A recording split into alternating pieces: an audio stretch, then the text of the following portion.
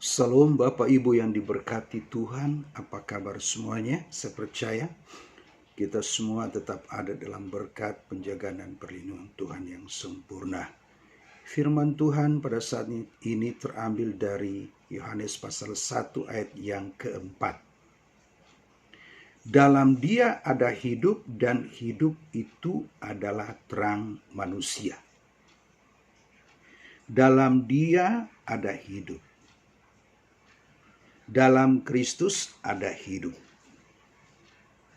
Berarti di luar Kristus ada hidup? Bapak Ibu yang diberkati Tuhan. Hidup apakah yang kita jumpai di dalam Kristus? Ya, Alkitab membagi dua kehidupan itu. Alkitab membagi kehidupan itu cuma dua. Zo, hidup kekal, hidup kebangkitan Kristus, dan bios, biologi, makhluk hidup. Nah, berarti kata hidup yang dimaksud di dalam Injil Yohanes pasal 1 ayat 4 di sini adalah zo, hidup kekal, hidup kebangkitan Kristus. Hidup kebangkitan Kristus. Kenapa dikatakan hidup kebangkitan Kristus? Ya, atau hidup dari kebangkitan Kristus karena apa? Karena kalau Yesus tidak bangkit, maka semua kita tetap ada dalam kuasa maut, ada dalam kuasa kematian. Ya, tidak ada kebangkitan orang mati. Tidak ada kebangkitan orang mati, dan juga kalau orang mati tidak bangkit berarti tidak ada pengangkatan gereja Tuhan. Waktu Tuhan turun hanya sebatas awan-awan, kemudian gerejanya diangkat. Yang mati dibangkitkan, yang hidup dalam Kristus juga akan diangkat. Jadi hidup di sini bukan hidup bio, tetapi zo, hidup kekal. Yang kita jumpai hanya ada di dalam Kristus. Ya, ini paralel dengan apa yang dikatakan di dalam Kisah Para Rasul, tidak di bawah kolong langit ini tidak satu nama yang olehnya kita diselamatkan, hanya nama Yesus Kristus. Jadi, hidup kekal itu hanya kita jumpai di dalam Kristus. Hidup dari kebangkitan Kristus itu hanya kita jumpai di dalam Kristus. Ya, ini memberikan pemahaman yang baru tentang hidup. Ya, berarti ketika kita berurusan dengan Yesus, kita hanya berurusan dengan satu kehidupan, yaitu hidup kekal. Amin, hidup kekal. Karena kita hanya jumpai satu bentuk, satu jenis kehidupan, yaitu hidup kekal di dalam Kristus. Amin.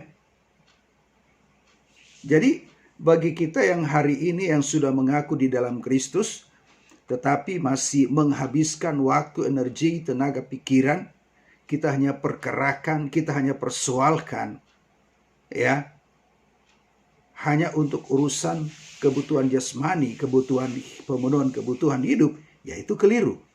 Karena tidak sesuai dengan arti hidup yang ada di dalam Kristus. Amin. Itu keliru. Karena memang kita harus akui bahwa sampai hari ini, yang kita perkarakan, yang kita persoalkan, ketika di dalam Kristus hanya soal apa? Urusan pemenuhan kebutuhan jasmani, kebutuhan fisik. Ya kan? Yang kaya jadi miskin, yang sakit jadi sembuh. Kemudian apa? Yang gak punya keturunan, punya keturunan. Kemudian apa? Yang gak punya jodoh, dapat jodoh. Yang gak punya mobil, punya mobil. Yang punya rumah, gak punya rumah, punya rumah. Itu aja yang kita persoalkan. Itu yang kita ributkan dengan Tuhan. Itu yang kita perkarakan dengan Tuhan. Dan itu tiap hari dan intens. kita lupa bahwa kita tuh makhluk kekal. Nah, seharusnya yang namanya makhluk kekal, ketika dia ada di dalam Kristus dan dia perkarakan hidupnya, bukan lagi soal makan minum. Pak pendeta udah kayak malaikat aja nggak butuh makan. Saya juga masih butuh makan. Saya juga masih butuh uang. Tetapi kesadaranku sebagai makhluk kekal hari ini, dan itu juga saya berjuang hari ini, ketika saya perkarakan hidupku, perkarakan hidup anak-anakku, cuma itu, hidup kekal. Hidup kekal. Di setiap pagi saya bangun pagi, Tuhan, aku ingin memiliki hati yang bersih, hati yang tulus, hati yang murni di dalam pekerjaanmu. Ketika engkau jumpai hatiku ini masih syarat dengan kepentingan pribadi, Tuhan ampuni, kosongkan hidupku, kosongkan hatiku yang syarat ini dengan kepentingan pribadi, dan biarlah hatiku ini syarat penuh dengan kepentingan Tuhan, dengan kehendak Tuhan, dengan kemauan Tuhan. Yang saya perkarakan setiap bangun pagi, Tuhan, terima kasih. Tuhan tambahkan usia saya 1 hari. Inilah sebuah momen bagi saya untuk mau bertobat. Aku mau ingin hidup kudus. Aku ingin hidup suci di hadapan-Mu. Itu memperkarakan hal-hal yang kekal. Loh, kok hal-hal yang kekal? Bukankah kekekalan itu nanti urusan kita di sorga? Nah, ini harus kita rubah. Karena kita berpikir kekekalan itu hanya urusan nanti kita ke sorga. Akhirnya apa? Kita hidup sembarangan.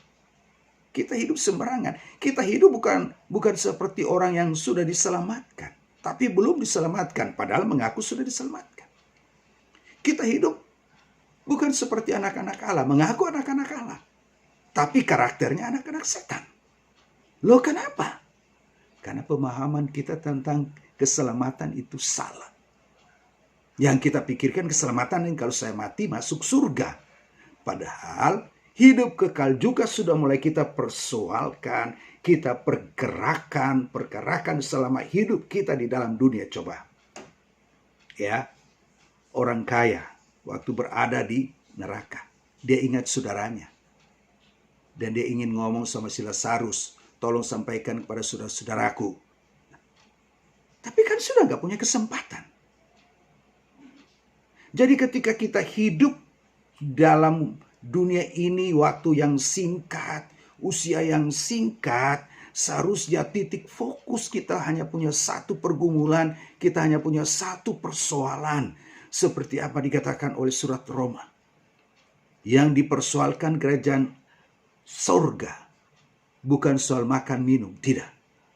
Kita harus satu persoalan dengan kerajaan Allah. Kita harus satu persoalan dengan kerajaan sorga. Yang dipersoalkan kerajaan sorga apa? Bukan soal makan minum, tetapi sukacita, damai sejahtera, sukacita oleh Roh Kudus, damai sejahtera, kebenaran. Nah itu. Ingat loh Bapak Ibu, dalam Kristus itu hanya satu kehidupan, yaitu hidup kekal.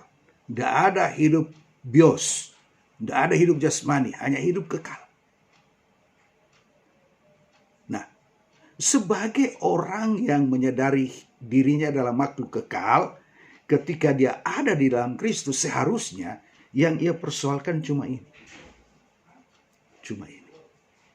Cuma bagaimana dia bertumbuh, mengenal Tuhan, mengasihi Tuhan, kasihnya bertumbuh, ketaatannya bertumbuh, kesetiaannya bertumbuh. Itu dia persoalkan. Ya, dia persoalkan bagaimana Injil bisa diberitakan, menjangkau orang-orang yang lapar dan haus akan Tuhan. Itu yang dipersoalkan.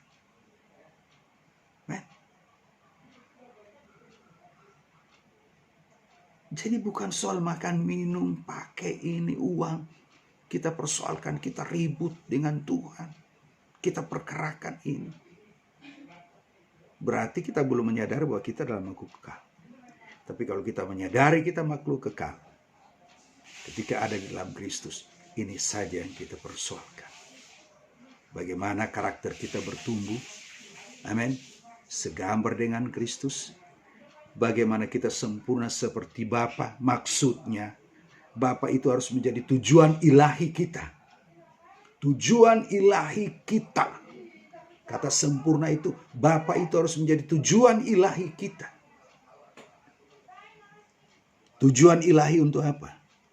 Untuk hidup kudus, hidup suci, taat, setia, mengasihi, memiliki hati yang berkenan, hidup yang sungguh memuliakan dan menyenangkan hati Tuhan. Amin. Apa tuh hidup kekal di dalam Kristus?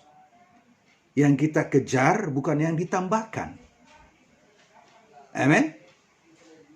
Alkitab katakan, carilah dahulu kerajaan Allah dan kebenaran, maka semuanya ditambahkan. Jadi yang kita kejar, yang kita prioritaskan, yang kita persoalkan ketika kita di dalam Kristus bukan yang ditambahkan, makan, minum, pakai.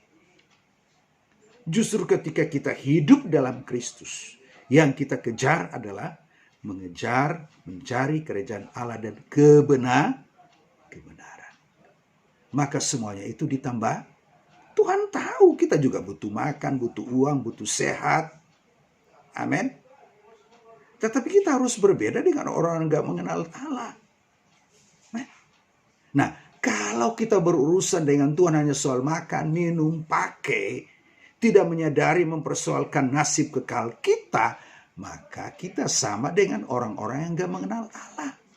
Orang-orang yang tidak mengenal Allah. Orang-orang yang tidak mengenal Allah itu, yang mereka tahu yang penting perut kenyang, yang penting tubuh sehat, yang penting isi dompet ada, yang penting punya pacar, yang penting punya istri, yang penting punya anak, tetapi tidak tahu tujuan dia menikah apa, tujuan punya anak apa, tujuan punya pacar apa, tujuan dia bekerja apa, tujuan dia sekolah apa, tujuan punya uang apa. Dia tahu. Tapi kalau kita yang sudah hidup di dalam Kristus, kita harus tahu tujuan saya menikah untuk kemuliaan Tuhan. Punya anak, harus dididik supaya menjadi man of God. Punya uang untuk Tuhan. Amin. Punya suami untuk Tuhan. Punya istri untuk Tuhan. Apa yang kita buat, kita makan, minum semuanya untuk hormat, kemuliaan dan kemuliaan nama Tuhan. Nah, ini identitas orang yang hidup di dalam Kristus, yang itu dia persoalkan dari hari lepas hari. Amin. Jadi kalau kita tidak mengejar kerajaan Allah, maka kita sama dengan orang yang gak kenal Allah. Orang yang namanya juga gak mengenal Allah. Orang yang mengenal Allah, Tuhan mereka itu bukan Yesus. Tuhan mereka itu perut. Itu orang yang gak kenal Allah. Tuhan mereka itu perut. Amin.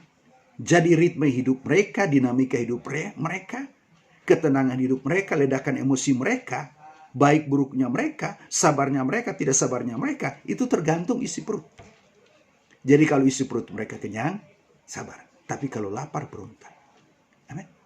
Nah, orang-orang tidak mengenal Allah, Tuhannya itu bukan Yesus, perut. Nah, kalau sudah berurusan dengan perut, kita lihat di TV, ayo Pak, siapa yang berani ribut dengan saya? Ayo main, ayo, kita sama-sama cari makan. Nah, jadi kalau sudah bicara cari makan, kita nekat. Kita curi harta orang, kita mukul orang, kita curi uang orang, kita korupsi, kita tipu orang, bahkan sampai hilangkan nyawa orang. Kan namanya juga urusan perut. Nekat. Tetapi kenapa untuk nasib kekal kita nggak nekat? Padahal ini akan menentukan hidup kita ke neraka atau ke sorga. Tapi kita nggak nekat, kita nggak ngotot. Seharusnya ketika kita ada di dalam Kristus, kita harus menjadi orang yang ngotot. Kalau dulu waktu belum bertobat, kita ngotot untuk dapatkan uang, mau halal, mau haram. Ngotot. Tapi sekarang, ngototnya kita itu sudah diisi oleh firman, diisi oleh kasih Allah. Kita ngotot untuk hidup kudus, hidup benar, bertobat setiap hari. Diubahkan Tuhan. Pemahaman kita diubahkan Tuhan. Supaya tidak sama seperti dunia dan kembali menjadi sama seperti dunia. Nah, ini orang-orang yang ada di dalam Kristus. Dia hanya persoalkan satu kehidupan. Itu kehidupan kekal.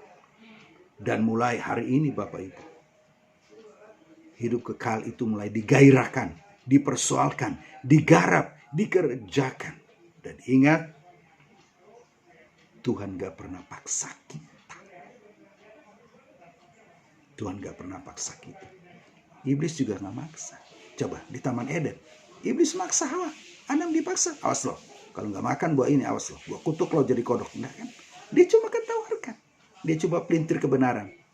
Kelepar-kelepar si Hawa dan Adam. Adam dan Hawa jatuh dalam dosa. Nah, Tuhan maksa Anda.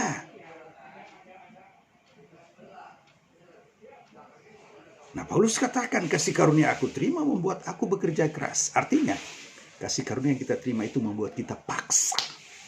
Kita harus paksa diri kita untuk bertobat. Paksa hidup kudus, paksa hidup benar, paksa taat, paksa setia. Paksa untuk memiliki hati yang kudus, hati yang bersih, hati yang suci, hidup yang berkenan. Kita paksa. Demi nasib kekal kita, kita harus paksa diri kita. Kenapa? Sudah diselamatkan oleh kasih karunia. Kenapa? Sudah menerima kasih karunia. Jangan jadi orang Kristen lenggang-lenggang kangkung. Nggak ada orang-orang lenggang, nggak ada orang Kristen lenggang kangkung masuk surga. Nggak. Orang yang masuk surga setelah dia terima kasih karunia, dia bekerja lebih keras. Men, dia bekerja lebih keras, mempersoalkan nasib kekal dia, memperkerakan nasib kekal dia, hidup kekal dia yang dia jumpai hanya di dalam Kristus. Dan mulai hari ini kita perkerakan terus, kita gairahkan terus, kita kerjakan terus. Hidup kekal itu tidak hanya mati masuk surga. Surga itu hidup yang tidak berujung. Tapi hidup kekal hari ini berbicara dalamnya hidup. Itu apa? Hidup yang berkualitas, hidup yang bermutu.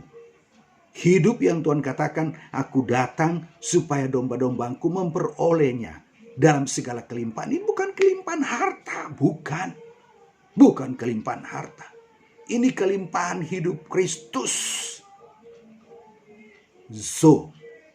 Hidup kekal. Amin Bapak Ibu. Jadi hidup kekal hanya kita jumpai di dalam Kristus. Tuhan berkati. Amin.